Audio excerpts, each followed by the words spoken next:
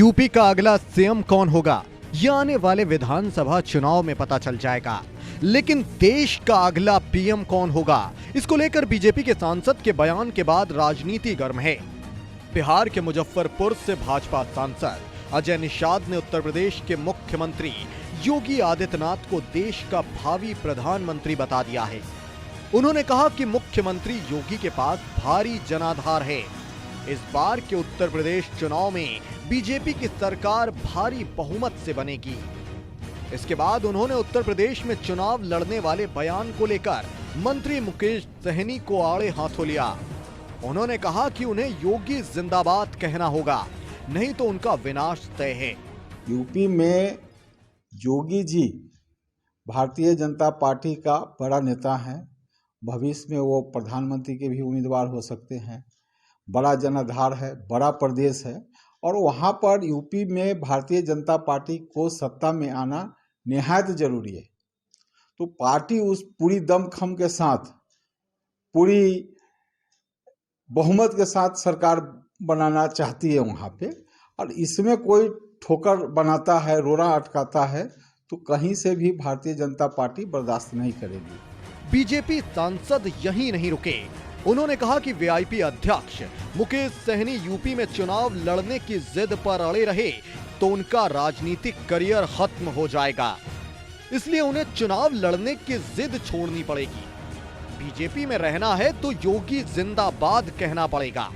अगर ये जीत पे कायम रहे, योगी जिंदाबाद नहीं किए यूपी में, तो इनका विनाश जो है वो तय है। आने वाला समय में ये कहीं के नहीं रहेंगे। अभी भी समय है, चेत जाएं, एनडीए के साथ वापिस आए, चुनाव लड़ने का जीत जो इनका यूपी में है वो छोड़ दें, नहीं तो इनकी राजनीति समाप्त हो जाएगी। सांसद अजय निषाद ने कहा कि जब विधानसभा चुनाव में उन्हें 11 सीट एनडीए ने दी थी, तब उन्होंने कितनी सीट अपने समाज को दी।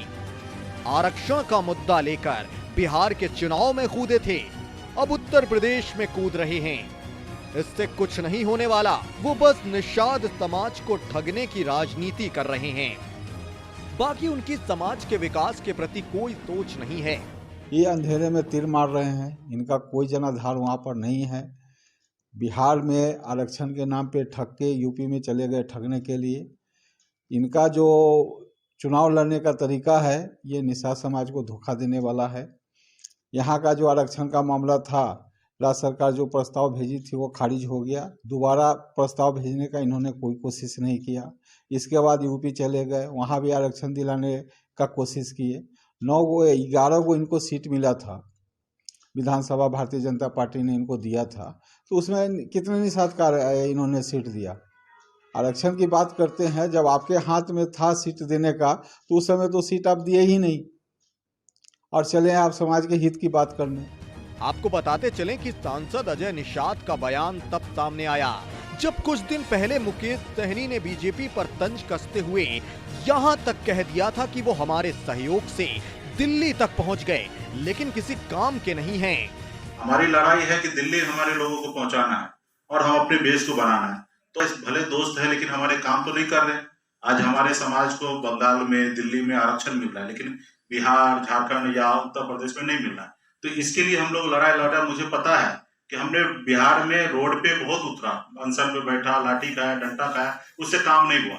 लेकिन जब मैं सिस्टम पे आ गया हूँ तो बहुत काम हो रहा है। दूसरे लोग अगर उंगली उठाएंगे तो फिर मैं जवाब दूंगा।